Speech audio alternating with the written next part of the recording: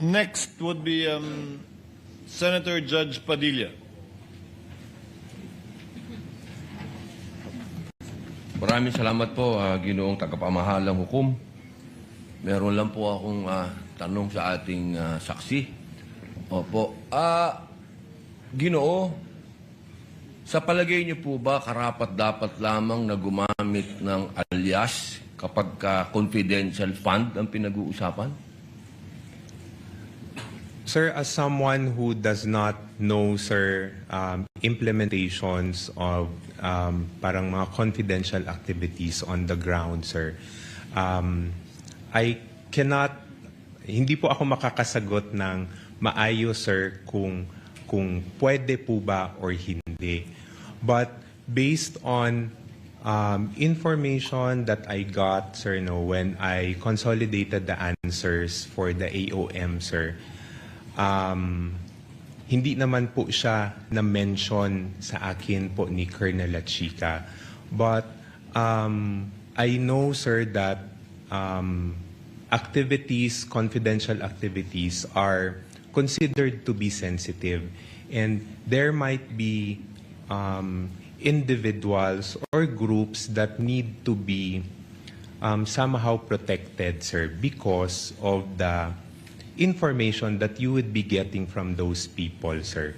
So, yun po yung tingin ko, sir. Hindi ko categorically masasabi na pwede po yung alias or hindi.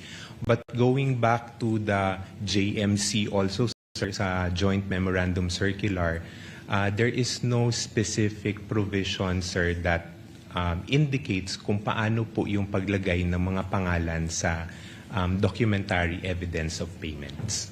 Okay. Maraming salamat po. Meron po akong tanong sa prosecution.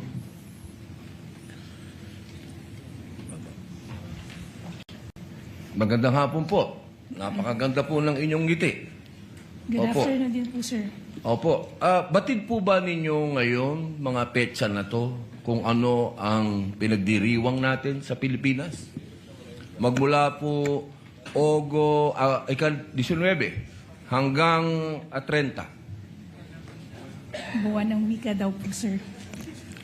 Bukod po sa buwan ng wika, National Heroes Day. National Heroes Day. Ito po ay hango sa ating mga bayani. Tama po ba? Opo. Opo. Naniniwala po ba kayo na ang ating mga bayani ay may mga alias? Kilala niyo po ba sila Di Masalang? I'm sorry po sa aking history teacher. Ayan, opo. Hindi ko na po maalala. Ito po ang pinakamagandang panahon para maipaalala po sa inyo na ang ating mga bayani ay gumamit ng mga alias. Di Masalang, Siling Labuyo, Tikbalang, Tagailog, May Pag-asa, Buwan, Magdalo, Leon Kilat, Vibora, Lakambini, Paralitiko, Dimas, Alipato, Liwanag, Balite, at marami pa pong iba. Ano po ang kahalagahan dito, palagay po ninyo? Ang alias po, anong kahalagahan? Well, first, sir, Your Honor, I cannot comment because I'm not sure of the circumstances surrounding their use of alias. Under the anti-alias law, sir, inaalaw naman po yung paggamit ng alias provided kailangan po nakabanggit din, nakadisclose kung ano yung real name. So it's not completely prohibited provided they also provide the real Opo. the real name. So, Pakisagot lang muna po yung tanong ko bago po yung explanation po ninyo. Pakisagot lang po kung narinig nyo na po yung mga alias na yan. Ngayon lang po nyo narinig. some of it po, Your Honor, to be candid, some of it I've already heard. Magmula po 1892 hanggang 1896, ginagamit po nila ang mga alias na yan. Nagkaroon lang po ng isang traidor, ang pangalan ay Teodoro Patiño, na nagbulgar sa Katipunan. Alam po ba niyo yun? Yes, Your Honor. But the circumstances then were different because we were Bakit po iba? under... Bakit po iba? Bakit po na iba? May gera po nun, sir, and we were under Wala po ba tayong occupation. gera sa NPA? Ang NPA po, merong mga alias. Meron pong kakobra, kaagila, kalawin, katigre, kakapre, kasirena, kaadobo, kasinigang, kapansit, katinola, kasile, kakamote, kabawang, kamaksi, kalabuyo. Strictly speaking, Lahat po yan, sir, ginagamit iba po na yung alias. internal armed conflict, iba naman din po yung war.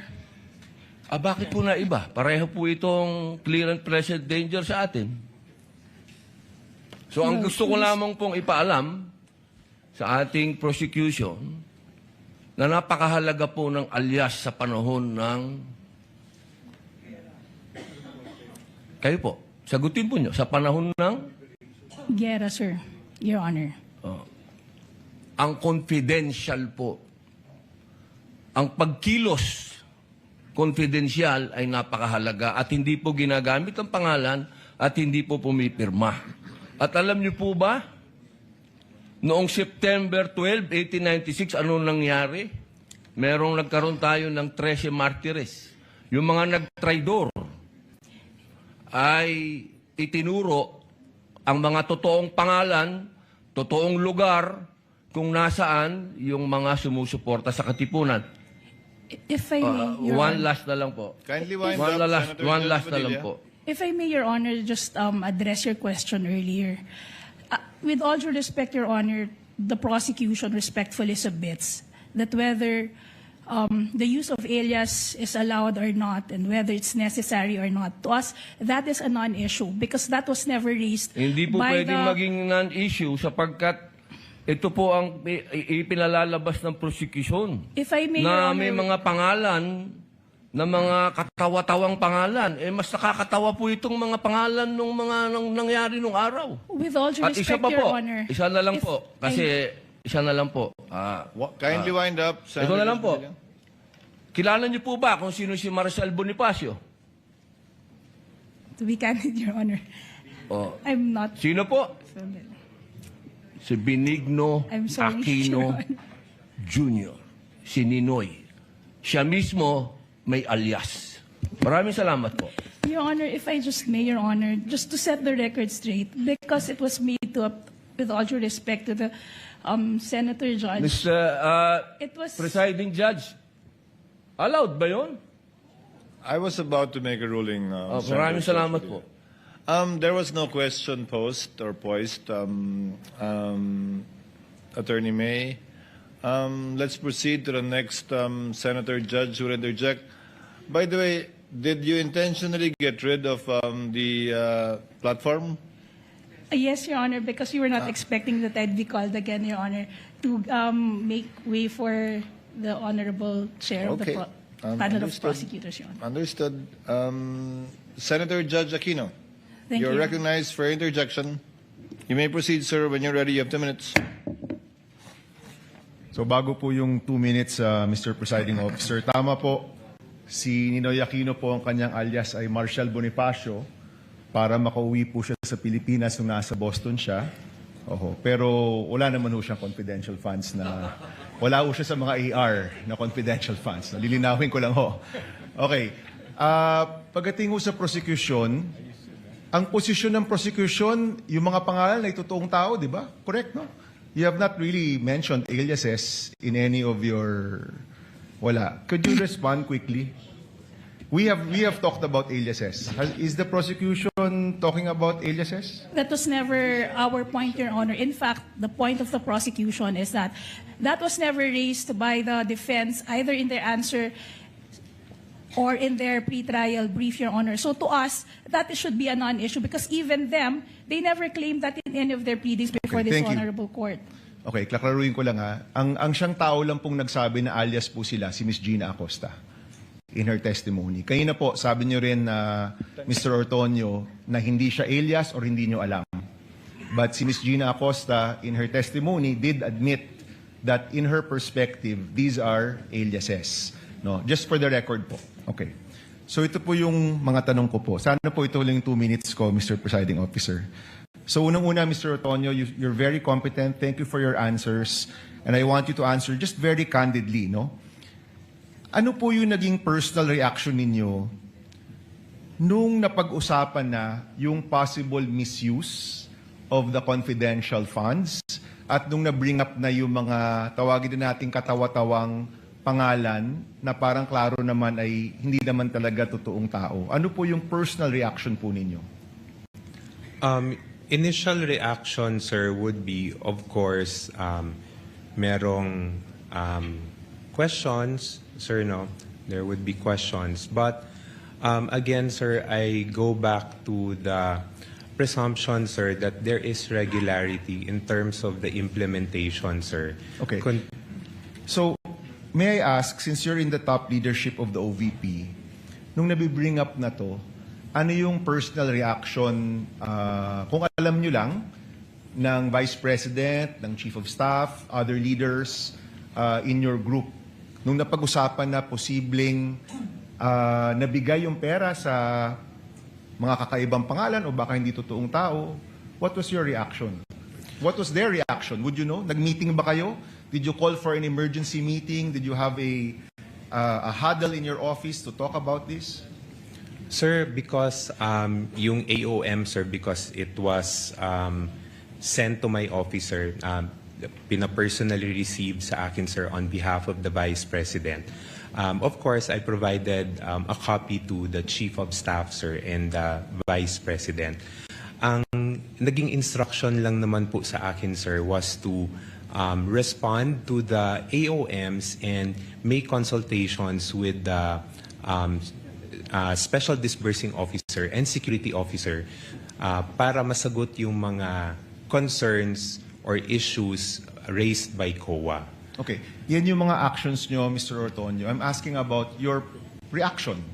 Kinabahan ba kayo? Were you worried? Were you concerned? Was there any concern shown by the Vice President, by the Chief of Staff, by people in your office na posible itong perang ito ay hindi nagamit sa tama? On the matter of concern, sir, I think there is a concern considering that there is already an immediate instruction, sir, to reply to the AOM. That's the sir. AOM. Let's go to the bringing up of these names in Congress. Nung lumabas na yung piyatos, pusa, pagong, mga ganyan, were you concerned na yung pera ng bayan posibleng hindi nagamit sa tama at ito'y pinirmahan mo at ito'y nakapangalan sa inyong opisina, for example? Were you concerned? Sir, Honestly. parang immediate reaction, sir, yes, sir, but nung as the hearings went on, sir, parang binabalikan ko yung AOM, sir.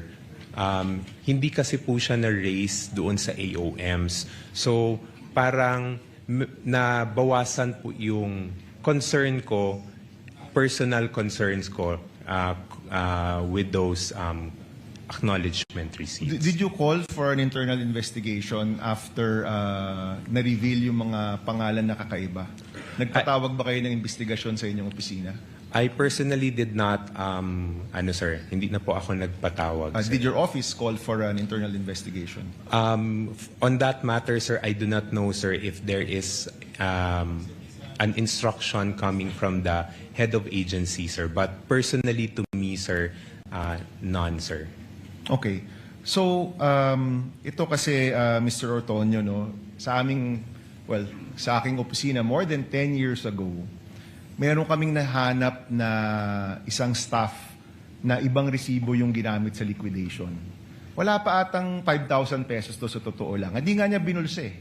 No? Meron siyang dapat hotel receipt na wala niya, gumamit siya ng hotel receipt ng ibang tao. That already elicited an internal investigation on our part. In the end, pinaalis namin yung staff na yon na kilala namin, kaibigan namin. 5,000 lang yun. So the common response we are looking for is that kapag pera to ng bayan, aksyon ka agad at hanapin nyo talaga kung saan nagamit tong pera to. Kaya I'm really wondering what were the actions and reactions of people. So ito yung tanong ko rin, no? Mahalaga ba sa inyo, mahalaga ba sa iyo, sir, na yung perang ito ay nagamit sa tama, na hindi ito nagamit sa mali o na bulsa lang? Yes, sir.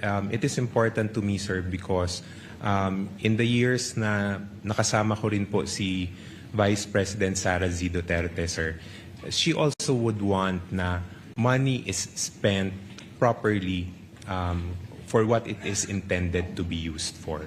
Okay, last question, Mr. Presiding Officer. During all of this time, pinatawag mo ba si Colonel La Chica o pinatawag ba siya ni Chief of Staff Lopez or ni Vice President? Would you know? Kinausap mo ba?